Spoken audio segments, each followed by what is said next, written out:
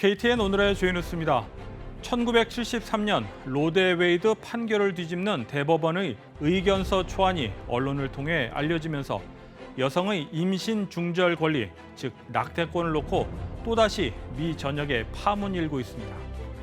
재향군인의 미 남부지회 회장 이취임식이 지난 30일 한인회관에서 열렸습니다.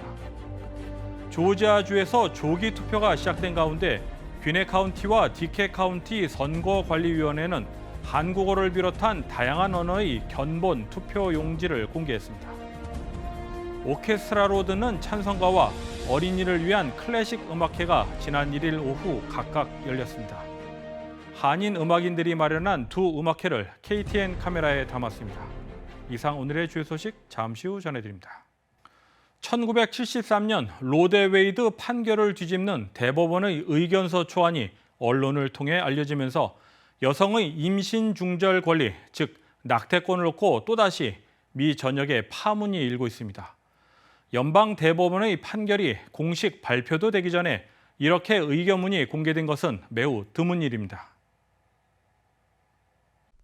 연방 대법원은 1973년 태아가 어머니의 자궁 밖에서 살아남을 수 있는 시기인 임신 23주에서 24주가 되기 전에는 임신한 여성이 어떤 이유에든 임신 상태에서 벗어나는 결정을 스스로 내릴 권리가 있다고 판결한 바 있습니다.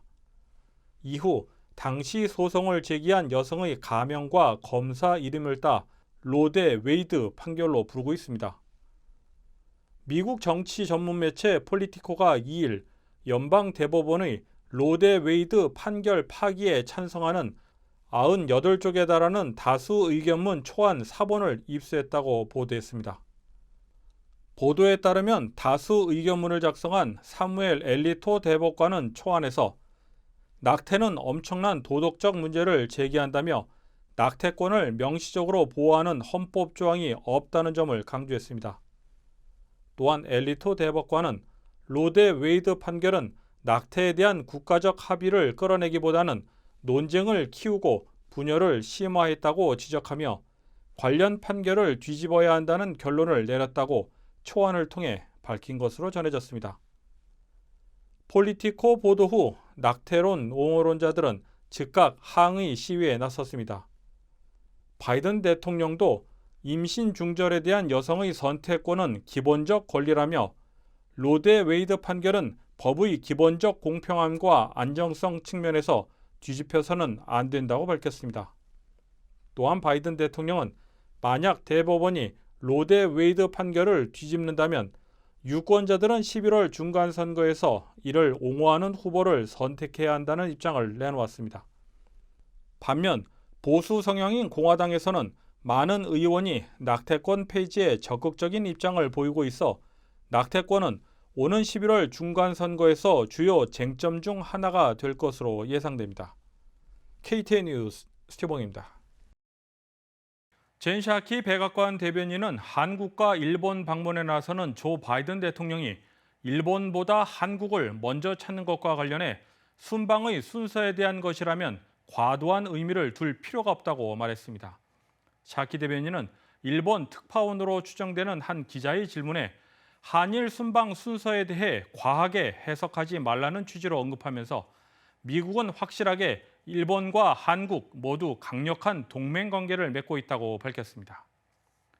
샤키 대변인은 이번 순방에서 북한 문제에 대해 당연히 의제에 오를 것이라고 확신한다며 순방이 가까워질수록 더 많은 정보를 제공할 것이라고 말했습니다.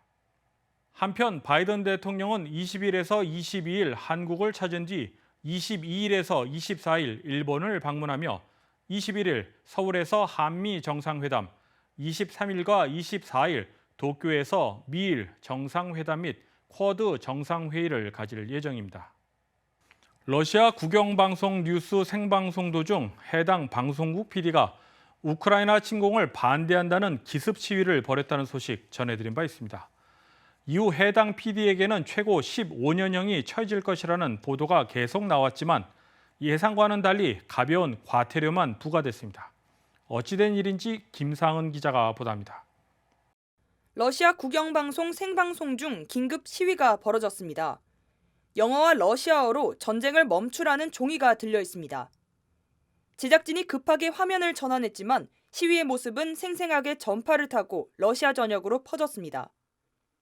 SNS를 타고 전 세계로 영상이 급격하게 퍼지자 긴급 시위를 벌인 방송국 직원이 이후에 어떤 처벌을 받게 될지 관심이 쏠리고 있습니다. 긴급 시위를 벌인 사람은 해당 방송사에서 근무하는 마리나 옵시안니코바 PD입니다. 당시 옵시안니코바가 러시아에 대한 가짜뉴스를 퍼뜨렸다고 형사처벌을 받게 된다면 3월 초 새로 발효된 법으로 최대 징역 15년에 처할 수 있다는 소식이 전해졌습니다. 하지만 예상과는 달리 러시아 당국은 옵시안니코바에게 3만 르블화, 약 $290 정도의 벌금만 부과했습니다. 혐의도 기습 시위 때문이 아닌 생방송 시위 전 옵시안니코바가 자신의 SNS에 올린 영상 때문으로 알려졌습니다. 옵시안니코바는 미국의 정치 전문 매체 폴리티코와의 인터뷰에서 러시아 당국의 조사 과정과 처벌을 피하게 된 이유를 직접 밝혔습니다. 기습 시위 직후 그녀는 경찰에 체포됐지만 어떠한 고문도 진술에 대한 강요도 받지 않았습니다. 다만 구금이 된 14시간 동안 보안요원의 철저한 감시 속에서 질문을 들어야 했다고 말했습니다. 러시아 연방보안국의 태도가 바뀐 건 에마뉴엘 마크롱 프랑스 대통령 등 외국에서 그녀의 망명을 돕겠다고 나서면서입니다. 옵시안니코바는 자신을 처벌하지 않은 러시아 당국의 입장 변화가 영리한 대응이라고 평가했습니다. 해당 사건 이후 클레님이 반전 시위에 대해 관대하게 처분하는 모습을 공개적으로 보여줌으로써 숨겨진 시위대 구금 사실을 희석하고 있다는 의혹도 제기되고 있습니다. KTN 뉴스 김상은입니다. 제한군인의 미 남부지회 회장 이취임식이 지난 30일 한인회관에서 열렸습니다. 제한군인의 미 남부지회는 그동안 전임 회장들의 잇따른 사망으로 인해 지회 정상 운영에 많은 어려움이 있었습니다. 새롭게 취임한 장경섭 회장은 지회 정상화와 한미동맹을 위한 미 제한군인회와의 활발한 교류를 강조했습니다.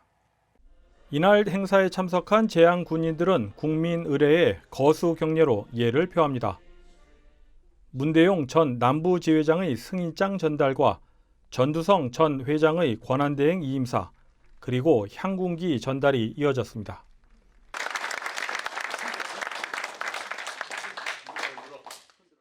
장경섭 신임 회장은 취임사를 통해 지회 정상화에 대해 강조했습니다. 그동안 선배님들이 쌓아올린 업적을 이어받아서 이 남부지회를 정상화시키는 데 최선을 다할 것을 이 자리에서 맹세합니다. 또한 장 신임 회장은 미 제한군인회와의 교류 방안에 대해서도 소개했습니다. 둘째, 외부적으로는 한미 동맹의 중요성을 인식하고 미 제한군인회와도 활발한 교류를 통해 서로 우정을 나누며 더 좋은 한미 관계가 되도록 자그마한 민간 외교를 펼치겠습니다. 주 애틀랜타 총영사관의 박윤주 총영사는 축사를 통해 장경섭 회장의 취임과 제한군인회에 대한 기대감을 나타냈습니다. 한편 이날 행사에는 베트남 참전 유공자회 회원들과 지역 한인 인사들이 참석해 장경섭 신임 회장의 취임을 축하했습니다. KTN 뉴스 스티븐입니다. 조지아주에서 조기 투표가 시작된 가운데 귀네 카운티와 디켓 카운티 선거관리위원회는 한국어를 비롯한 다양한 언어의 견본 투표용지를 공개했습니다. 이번에 소개된 투표용지는 정식 투표용지는 아니고 견본 용지지만 그래도 언어적인 문제로 투표에 익숙하지 않은 한인들에게는 많은 도움이 된다는 평가입니다. 보도에 김상은 기자입니다. 조지아주 당내 예비선거가 오는 5월 24일 실시됩니다. 조기 투표는 지난 2일부터 시작해 오는 20일까지 3주 동안 이어질 예정입니다. 귀네 카운티와 딥캣 카운티에서는 한국어를 비롯한 다양한 언어의 투표 용지 샘플을 공개했습니다. 귀네과 딥캣 카운티 모두 공화당과 민주당 그리고 어느 정당에도 속하지 않은 비정당으로 나뉘어 투표용지 샘플을 구성했습니다. 투표용지 샘플은 한국어, 베트남어, 중국어, 스페인어 등 다양한 언어와 영어를 함께 볼 수 있도록 제작했으며 카운티에 속한 지역구와 후보자들의 이름이 나와 있습니다. 다만 아직 투표용지 샘플이 실제 투표지와 같을지는 결정되지 않았습니다. 한편 조지아주 선거는 지난해 제정된 새로운 투표법에 따라 조기 투표와 부재자 투표, 그리고 투표 방식이 변경됐습니다. 5월 13일까지 부재자 투표용지를 신청해야 하며 투표용지는 투표 마감일 이전이나 5월 25일 오후 7시까지 도착해야 유효표로 인정됩니다. KTN 뉴스 김상은입니다. 다음은 한인 문화계 소식입니다. 오케스트라로 듣는 찬송가와 어린이를 위한 클래식 음악회가 지난 1일 오후 각각 열렸습니다. 한인 음악인들이 마련한 두 음악회를 KTN 카메라에 담았습니다. 스와니 소재 주님의 교회에서는 오케스트라로 듣는 찬송가라는 타이틀로 음악회가 열렸습니다. 이번 음악회에는 작곡가 이호준 씨와 한진희 씨가 오케스트라로 편곡한 찬송가들이 소개됐습니다. 이날 연주는 박평강의 지휘로 애틀랜타 심포니아가 맡았으며 소프라노 이은경, 장하은, 신희수, 그리고 테너 황진호 등의 성악가들도 함께했습니다.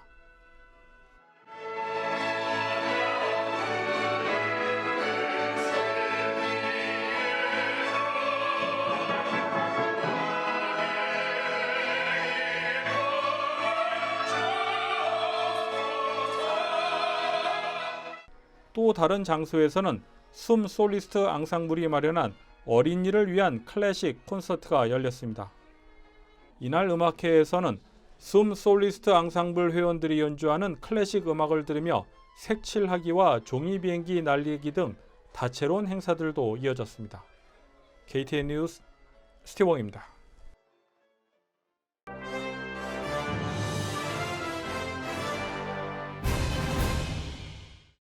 전 세계에서 사랑을 받고 있는 방탄소년단 BTS의 입대를 두고 국제 정치 전문가들과 분쟁 해소 등을 연구해온 연구진들까지 관심을 가지고 있습니다.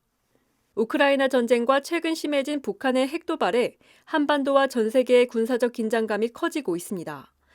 특히 우크라이나 사태를 계기로 독일과 일본에서도 국가 병역 의무화 관련 논의가 제기되자 BTS 멤버들의 의무 입대 여부가 상당한 의미를 지니게 됐다고 전문가들은 평가하고 있습니다.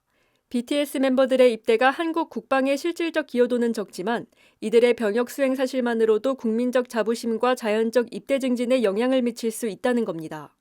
하지만 BTS가 2년간 병역의 의무를 다한다면 그동안 쌓아온 한류 열풍과 빌보드 차트 진입 등 글로벌 시장에서의 활동이 일시 중단된다는 위험이 있습니다. 한편 박지원 하이브 최고 경영자는 최근 실적 발표 컨퍼런스에서 아직 방탄소년단의 입대 시기나 방식은 정해진 바가 없다고 밝혔습니다. 국제사회에서 음악적인 영향력을 넘어서 대중문화예술의 다양한 활동을 해온 BTS의 입대 여부에 전 세계가 주목할 것으로 보입니다. 마이크로소프트 공동 창업자 빌 게이츠가 지난해 8월 이혼한 멀린다 게이츠와 재결합을 원한다는 의사를 밝혔습니다. 게이츠는 영국 일간 더 타임즈와의 단독 인터뷰에서 다른 사람과 재혼할 생각이 전혀 없으며 멀린다와 다시 합치는 게 좋겠다고 스스로를 강하게 생각하고 있다고 밝혔습니다. 게이츠는 멀린다가 이혼 원인 중 하나로 꼽은 제프리 앤스타인과의 인연에 대해서는 악연이라고 표현했습니다. 앱스타인과 빌 게이츠는 게이츠 재단을 위한 기금 마련 모임을 시작으로 지속적인 만남을 가져왔습니다. 앱스타인은 게이츠와의 관계로 언론에 주목받았지만 미성년자 성착취 등 숱한 성범죄 혐의로 수감됐고 교도소에서 자살한 것으로 알려졌습니다. 멀린다는 앱스타인과의 첫 만남에 대해 후회스럽고 혐오스러운 존재라며 강한 반감을 드러내기도 했습니다. 우크라이나를 전면 침공한 러시아가 우크라이나 농경지에 대규모 지뢰를 매설해 세계 식량 위기가 더 커질 수 있다는 관측이 나왔습니다. 영국 매체 더 타임즈는 러시아군이 퇴각하면서 농경지에 지뢰를 매설하거나 불발탄을 그대로 두고 떠난 탓에 세계 식량 위기가 커질 수 있다고 우려를 나타냈습니다. 더 타임즈는 우크라이나 농부들은 지난 2월 말 시작된 러시아군의 침공으로 이미 파종 시기를 놓쳤고 뒤늦게 경작을 하려고 해도 지뢰 폭발 우려로 엄두를 내지 못하고 있다고 밝혔습니다. 한편 유엔은 올해 우크라이나의 농업 생산량이 예년보다 20% 감소할 것으로 추정했습니다. KTN 뉴스 유튜브 채널이 KTN 뉴스룸으로 변경됐습니다. 공중파 또는 케이블을 통해 KTN 뉴스를 보지 못하신 분들은 유튜브 채널을 통해 다시 보기를 할 수 있습니다. 앞으로도 계속적인 관심과 시청 바랍니다. 이상으로 KTN 뉴스를 모두 마칩니다. 시청해주신 여러분 고맙습니다.